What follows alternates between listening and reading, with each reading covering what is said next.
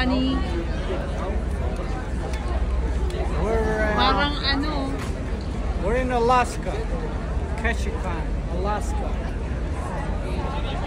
Parang building lang siya. Kalaki. That is our ship. Princess. Cruise ship. Mula doon. Hanggang doon.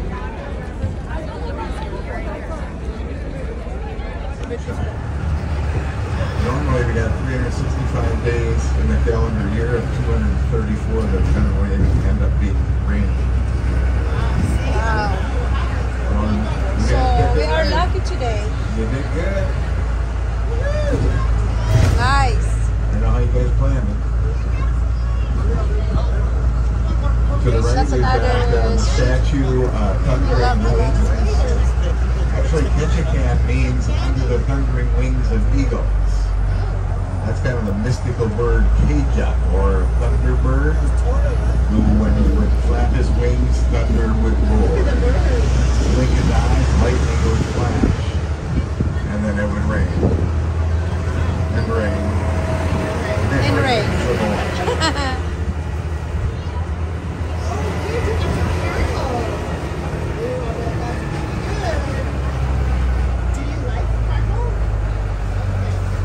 To the left, if you guys want to ever take pictures, you know, like of Ketchikan, to the left is really a good spot. Just take a look. You got. So we are here in Ketchikan, Alaska. Dito kami ngayon sa salmon farm, kung saan limpak-limpak ang na-harvest ng salmon. Ayan siya doon.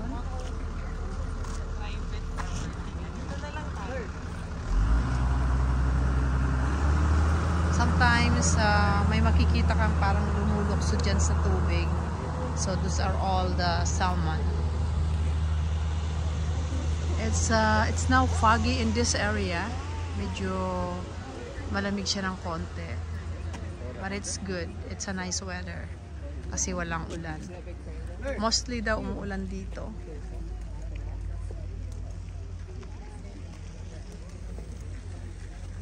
Tayo sa kabila.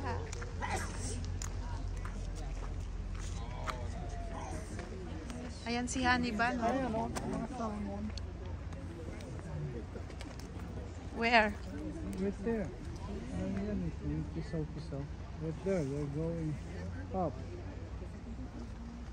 Ayan daw sila, o kumikisaw-kisaw, sabi ng asawa ko. Yun, dami dyan, oh. So anyway, ang ganda ng lugar, oh. Very refreshing place. Parang dito. Ayun yung parang waterfalls o labasan ng tubig. Connected dito sa may mga salmon. Ano yan? Farm salmon ba yan, Han? Kasi ang wild, di ba sa dagat?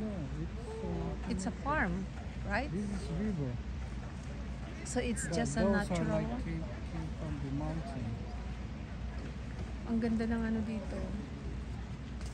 Bundok talaga.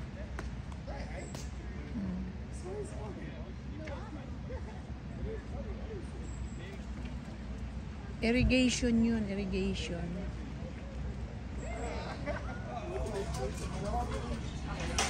Ketchikan Ocean view from the ship.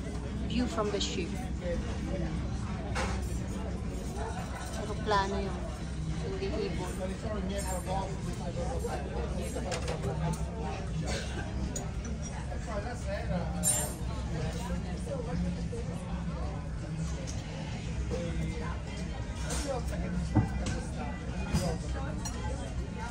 Ketchikan, Alaska.